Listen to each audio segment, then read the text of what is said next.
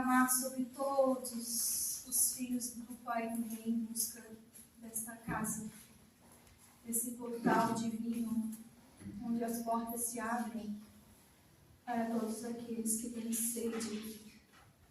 sede de dom espiritual, sede de amparo, sede de carinho, sede da vossa alma aflita e sobrecarregada, sobre qualquer motivo ao qual se encontre nesta trilha que traz a nós, que possamos ser instrumentos da sua misericórdia e que Ele possa arrebanhar todos estes filhos, derramando suas luzes, sua paz sobre todos nós aqui presentes, abençoando a oradora da noite, inspirando a direcionar as palavras aos quais tanto necessitamos. Obrigada, Senhor, por mais um dia, por mais uma oportunidade. Pai nosso, que estás nos céus, santificado seja o vosso nome. Venha a nós o vosso reino. Seja feita a vossa vontade, assim na terra como nos céus. O pão nosso de cada dia nos dai hoje. Perdoai as nossas ofensas, assim como nós perdoamos a quem nos tem ofendido. E não nos deixeis cair em tentações, mas livrai-nos de todo mal, que assim seja. E assim damos por aberta a sessão de palestras da noite de hoje. Obrigada. Seja bem-vinda, Rosana, mais uma vez. Obrigada. Boa noite a todos. Boa noite. É uma alegria, mais uma vez, podermos estar aqui compartilhando com os irmãos dessa casa. Trazemos o abraço fraterno da família do Núcleo de Estudo Espírita Chico Xavier, aqui da Palhoça, ao qual fazemos parte. E pelo convite carinhoso que sempre nos é feito, é muito bom reencontrá-los, né? Abraçar amigos, ver esses rostos tão queridos. E vamos compartilhar então a reflexão da noite de hoje. Não somos palestrantes, somos apenas uma trabalhadora, onde a gente nós procuramos para nós um consolo, um conforto, esclarecimento nessa doutrina maravilhosa e viemos aqui compartilhar aqueles aos quais a gente se identifica. E nós estamos fazendo o estudo da coleção de Joana de Ângeles, da obra psicológica dela, e do livro 1, que é Jesus e a Atualidade, é o primeiro livro da obra da série psicológica dela, é Jesus e a Atualidade. E este capítulo, Jesus e Alegria, ele é muito marcante, e por isso a gente gostaria de compartilhar com os companheiros. Ele vem ser uma sequência, um esclarecimento do capítulo 5 do Evangelho segundo o Espiritismo sobre a melancolia. Então, na época de Kardec, era denominada aquela tristeza profunda de melancolia. Hoje em dia é depressão. Então, todo mundo que está triste está depressivo.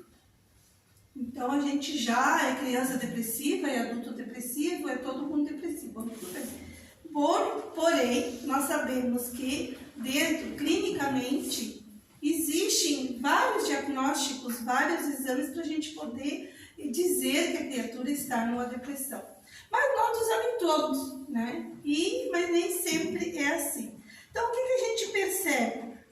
Que nós estamos tão mal acostumados a toda dor e todo incômodo que temos.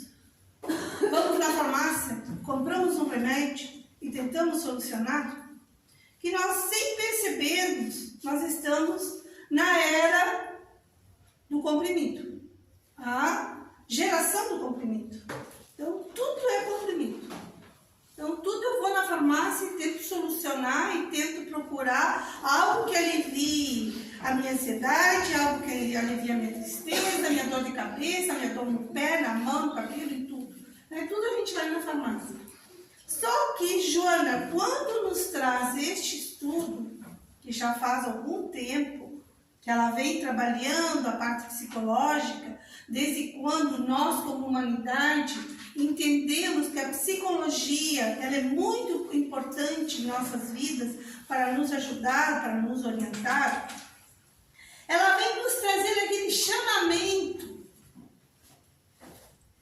para que nós possamos aprender a educar as nossas emoções, a educar os nossos sentimentos.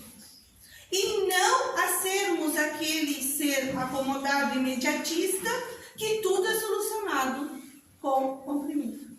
E quando vê, a gente está entupido de remédio e sem solucionar a questão. Então, partindo do princípio, estou vendo aqui uma galera jovem, um público jovem, estou vendo crianças, né? Até me perguntei, poxa, o tema que eu trouxe hoje, né? Quando eu olhei todos vocês, será que eu vou falar de tristeza para esse público jovem aqui, né? E aí a espiritualidade diz, olha, porque se veio, porque precisa. Então vamos lá, vamos compartilhar, continuar no tema. Então, queridos amigos, Joana vem nos dizer o seguinte: essa tristeza que te domina, amargurando as tuas horas, é grave enfermidade que deves combater a partir de agora. Partindo do princípio que nós fomos criados simples e ignorantes, temos um princípio, temos um início, no princípio inteligente, até atingirmos a razão, e da razão nós vamos ter eternidade. Gente, nós temos uma eternidade pela frente. Eternidade. O nosso corpo é limitado. Ele tem um limite. Ele foi criado sobre a nossa autorização. Nós assinamos um contrato na espiritualidade antes de reencarnarmos, com todas as cláusulas das quais nós deveríamos de cumprir, aonde estão os processos provacionais e expiatórios. A gente não está aqui de passeio, a gente não está aqui somente para andar exibindo um corpo lindo, maravilhoso, para sair correndo atrás de um carro 0 km, a termos assim, todos os bens materiais que a vida nos proporciona, pode nos proporcionar. Não somente isso, são apenas complementos, consequência do nosso trabalho e do nosso esforço. Ok, ponto, deixamos para lá. Mas nós somos seres espirituais vivendo uma experiência carnal. E esse ser espiritual vivendo uma experiência carnal, ele foi programado para um tempo X de estar aqui. Nós vemos tempos mais curtos e vemos tempos mais longos. Hoje nós estamos numa geração com a maior longevidade dos últimos tempos. Nós estamos tendo uma longevidade de vida maior do que em décadas anteriores. Isso significa que nós aqui vamos permanecer mais tempo que as gerações anteriores. Então, se nós vamos permanecer mais tempo, nós vamos ter que aprender melhor a como lidar com essas emoções e esses sentimentos, para não ficarmos neste mau hábito de que tudo tem que ter uma medicação.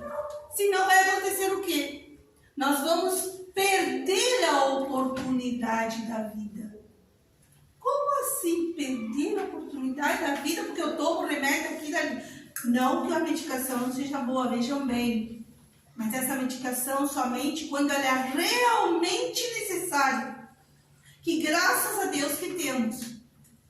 Quando nós temos um desequilíbrio grave, que não entra na questão do tema aqui, tá? Esse é outro tema, é outro ponto que nós teríamos que estudar nas encarnações anteriores, ver quais são as causas, quando a gente já renasce num corpo com deficiências que vêm a gerar uma esquizofrenia, uma bipolaridade, uma síndrome do pânico, essas tantas síndromes que nós estamos vendo por aí, que hoje em dia, graças a Deus, a ciência vai descobrindo, mas não é o nosso ponto. O nosso ponto hoje é a tristeza, é a melancolia de que Kardec nos fala. Então, por que perder a oportunidade? Porque sim, gente, a vida não é um cruzeiro de CVC. CVC é o que mais a gente conhece, né? Pacotinho bom de pagar, CVC. A vida não é um cruzeiro da CVC.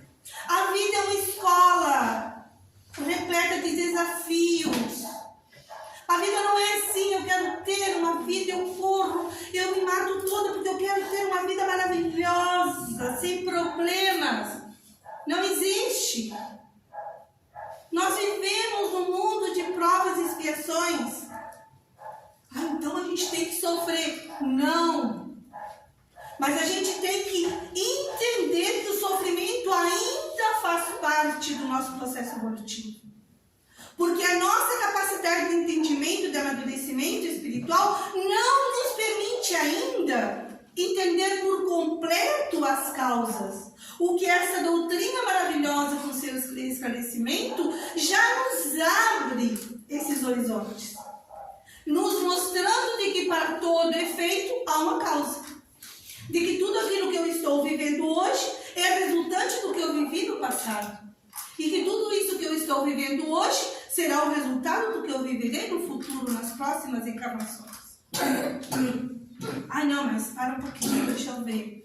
Então o fato de eu ter nascido numa família assim, assado, que eu não me entendo com mãe, não me entendo com pai, tenho problema com meus irmãos, olha, e aí é uma trabalheira, é um sacrifício, significa que isso é consequência da vida anterior? Claro que é. Todas as dificuldades que nós temos, elas têm duas causas. Causas anteriores, vidas passadas, ou causas atuais.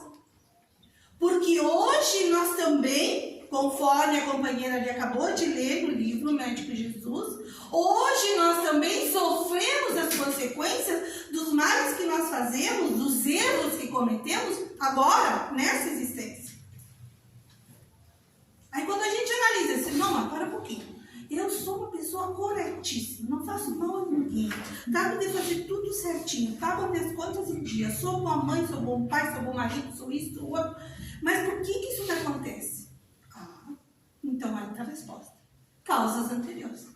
Se as respostas não estão nessa existência, estão nas existências anteriores, as quais, graças a Deus, nós não recordamos. Porque tem gente que diz, não, mas eu queria recordar. Porque aí eu entenderia. Pois é, mas se tu entenderias, realmente essa melancolia com certeza seria maior. Porque se hoje nós já vivemos numa vida repleta de desafios, é porque ontem, bonzinho, nós não fomos. Porque coisa não muito boa a gente fez.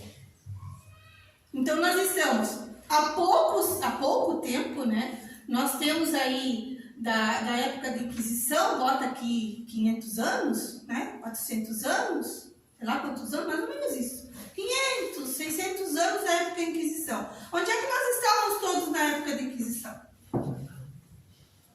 Temos a certeza que nós estávamos por lá. Primeira Guerra Mundial, Segunda Guerra Mundial, onde é que nós estávamos? A gente não andava passando por Saturno, nem por Júpiter, porque não estava. A gente estava por aqui. Coisa muito boa a gente não estava fazendo. Então nós estamos hoje, tanto que uma das causas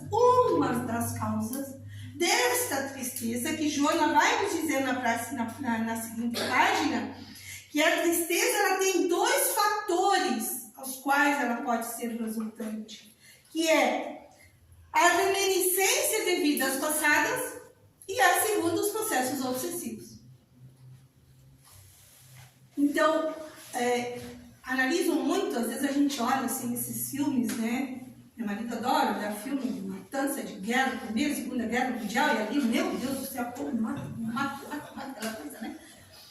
Mas a gente olha na maneira de analisar, a gente percebe qual o comportamento das criaturas.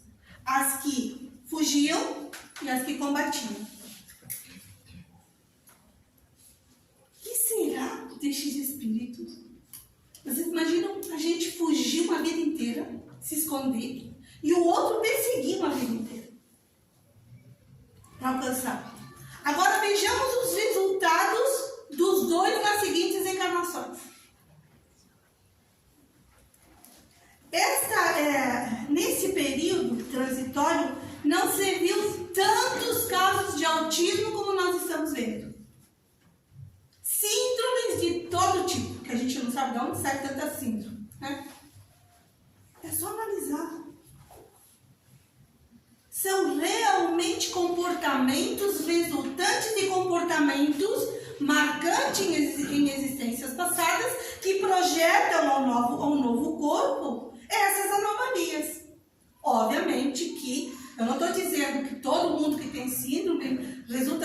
Segunda Guerra, da Primeira Guerra, mas é só para a gente ter um parâmetro, para a gente entender qual era o nosso comportamento no passado. E por que nós estamos tendo crianças com comportamentos tão diferentes? E essas crianças nada mais são do que espíritos que retornam à experiência terrena. E que no período infantil são recebidas pelas famílias para serem orientadas diante dos desafios que enfrentarão. Então, quando nós recebemos um ser que retorna com limitações físicas ou mentais, nós sabemos que ali nós temos uma grande oportunidade, tanto como pais, de estarmos recebendo esse grande desafio, mas também de estar dando a grande oportunidade a esse espírito comprometido consigo mesmo, a ele encontrar caminhos libertadores na existência que se encontra. Agora imaginemos uma mãe e um pai que recebem em seus braços um filho com essas limitações e entram nesse processo de melancolia. A mãe não tem forças, não tem condições. Nós mesmos participamos ali de um grupo que se reúne no CEAP, que são de pais e mães de autistas. E já tem existido vários casos de mães que após receberem o diagnóstico dos filhos, tiram a própria vida, porque não suportam o processo desafiador que é educar. Só que nós temos aí dupla perda.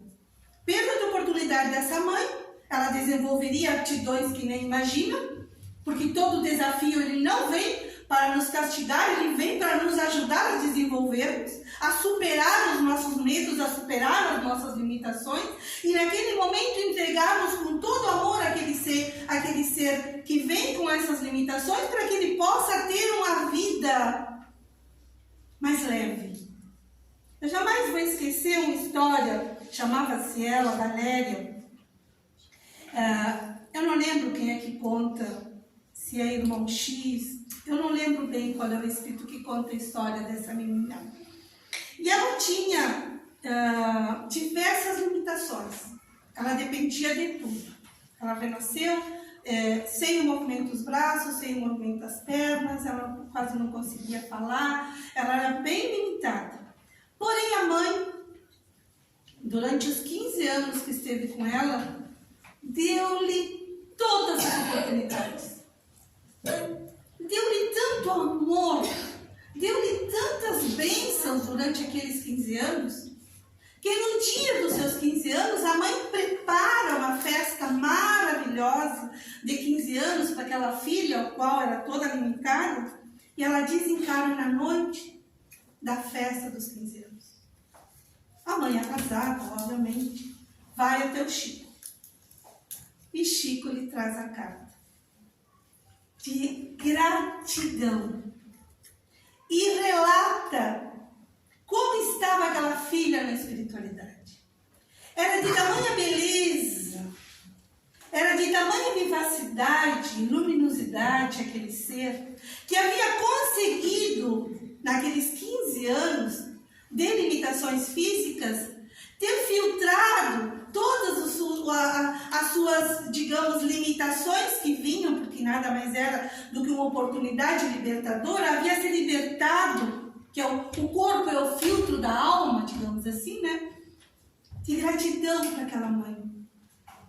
Que aquela mãe havia sido anjo em sua vida, facilitando-lhe tudo o que podia, e ela havia conseguido cumprir realmente o processo que ela necessitava cumprir para a sua libertação.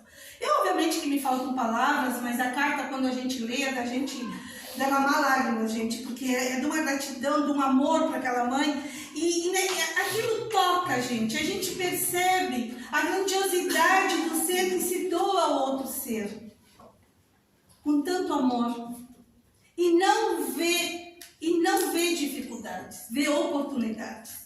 E nós, gente, perdemos o sono, principalmente nós mulheres, com o cabelo que nós vamos usar no outro dia, com a cor da roupa que a gente vai botar, com com o problema do sapato, o homem com o problema do cartão de crédito, a gente não dorme, a gente cria úlceras, a gente cria problemas, enxaquecas, né? Com problemas que nós sabemos que dependerão de nós a solução.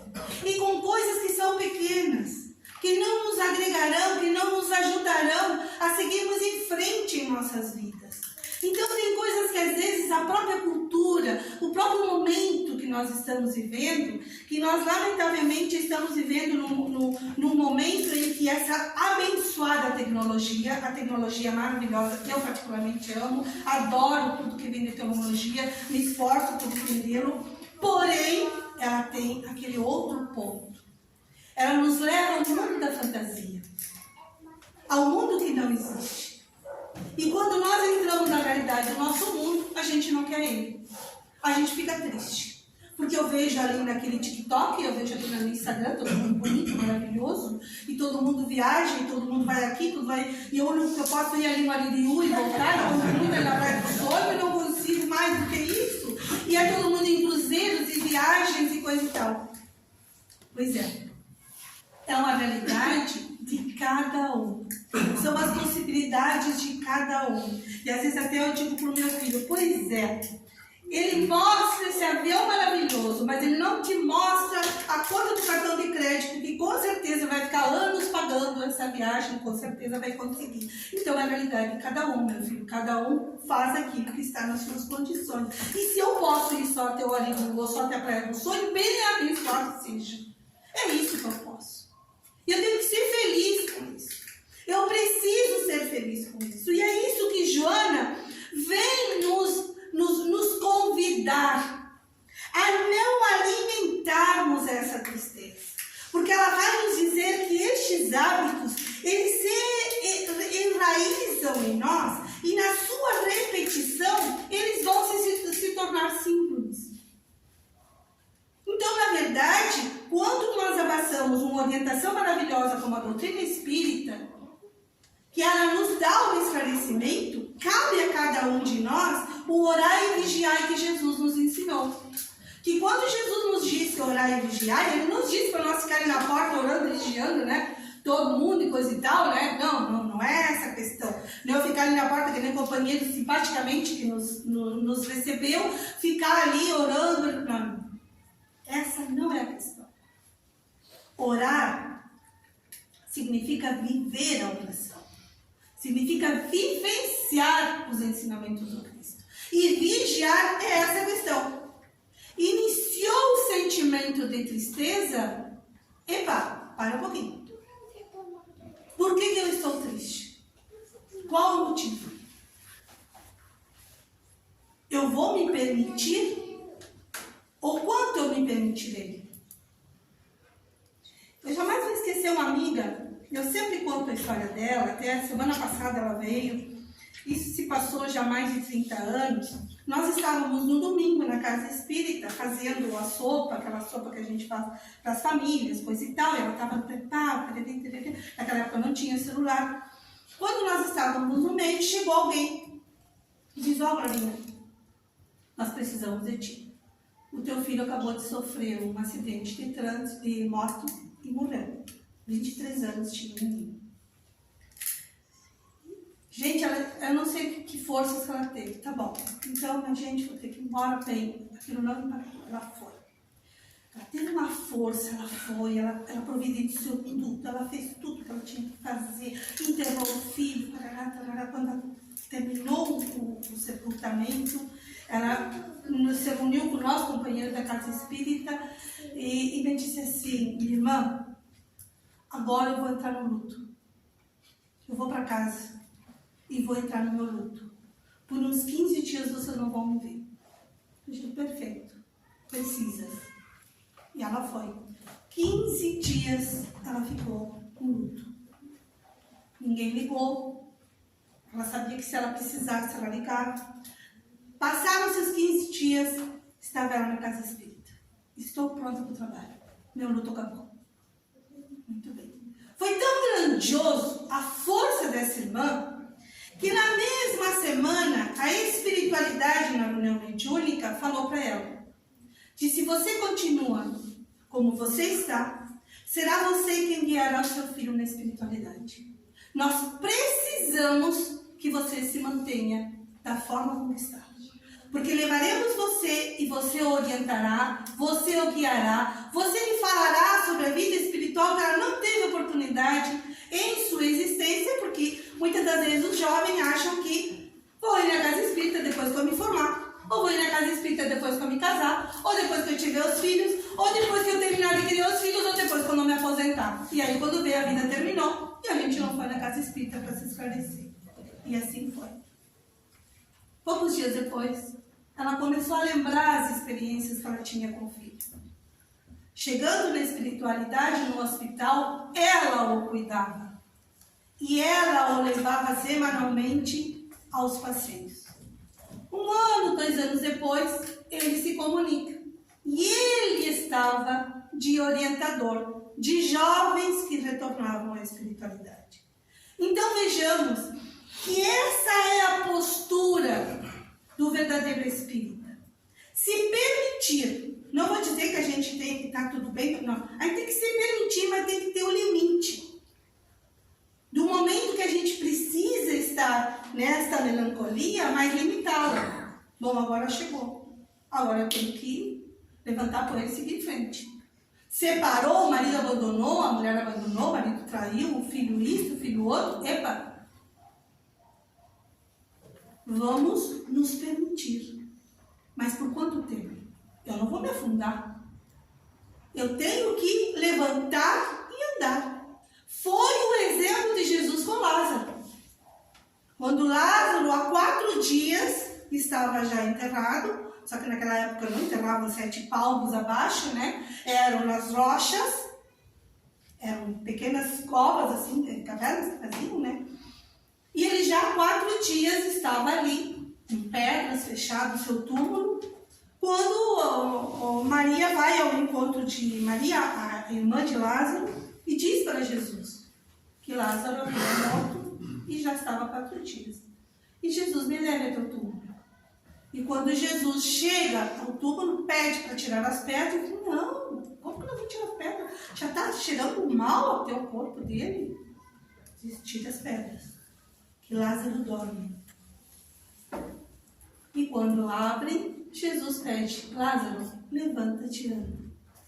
Essa passagem de Jesus, além de que, se nós vamos estudar por dentro da doutrina espírita, o aspecto científico, foi um estado letárgico que ele viveu, uma morte aparente, um estado letárgico, que naquela época não haviam aparelhos que pudessem detectar que o coração ainda estava batendo, só que muito fraco. E se dá no estado letárgico, o coração bate tão fraquinho que a respiração também basicamente não se percebe e as extremidades elas começam a ficar roxas e chega a ter esse odor. Esse é o estado letárgico. Só que Jesus sabia, os outros não. Somente com as suas mãos ele faz com que o espírito acorde e retorne. Esse é o aspecto científico. Só que no momento havia uma mensagem muito mais profunda nisso. Que é o renascimento do ser. Nós muitas das vezes estamos mortos. Somos mortos-vivos. Como assim, você não é morto-vivo? Nós estamos mortos às verdades da vida. E quando dá o estalo, que a gente acorda e diz, epa, não é isso? É quando a gente renasce. É quando a gente renasce das cinzas. Não das cinzas do corpo, e sim das cinzas da alma. Então, muitas das vezes nós estamos adormecidos ou até mortos. Lembra aquela passagem daquele jovem, que era um jovem muito rico, que queria seguir Jesus e muito inteligente. E um dia ele disse, Jesus, quero seguir-te. Mas, então venha. Naquele momento eles iam viajar alguns quilômetros. E ele diz, não, mas hoje eu não posso. Porque morreu um parente meu e eu tenho que ir ao enterro. E Jesus vai e lhe diz, deixai os mortos enterrar os seus mortos. Só que o menino não entendeu. Mas Jesus entendeu a vontade dele, ele estava mais preocupado com a herança que ele tinha que pegar. né, do que seguir o Cristo. E quando Jesus disse, deixar os mortos enterrar os seus mortos, que morto vai enterrar o morto? Isso aí não tem como, né? Mas, sim, mortos para a vida. Aqueles que apenas imaginam de que a vida é o tempo que a matéria vive. De que a vida são só as coisas materiais. São quando nós estamos mortos, sim, para as coisas do Espírito. Então somos essas criaturas tristes, mal-humoradas, que vivemos arrastando à procura de coisas, ilusões que a terra nos dá. E não conseguimos levantar os olhos ao céu e saber que existe um universo inteiro ao qual nós somos moradores e temporariamente estamos no planeta Terra. Então a tristeza não cabe ao espírita. A melancolia não cabe ao espírita. E eu viver triste uma vida inteira. Não, me permito os momentos de tristeza, mas que eu tenha força, ânimo e coragem para sair deles com o quê? Qual o recurso mais valioso que Jesus nos ensinou e que a gente somente usa quando morre ou quando nasce? Ou quando está doente? O que é? Qual é? Qual é o recurso? Que a gente diz assim, tu vai na casa espírita? Faz o que por mim lá? Orar. A gente lembra de orar quando está mal, quando está doente, ou quando nasce ou quando morre. Mas a gente esquece de orar todo dia para agradecer uma nova página da vida que temos para escrever, ou no final do dia para agradecer pelos desafios e pelas coisas boas que conquistamos naquele dia. Pelo ônibus lotado que tivemos, pelo chefe mal-humorado que a gente viveu, pelo problema no trabalho, na casa, no filho, enfim, todo esse monte de coisas que muitas das vezes nos assolam a vida. Mas tudo isso, todos nós que aqui estamos, senhores e senhores passados dos 60, que já criaram os seus filhos e que já têm os seus netos, concordarão comigo de que tudo isso e nada mais nos faz crescer.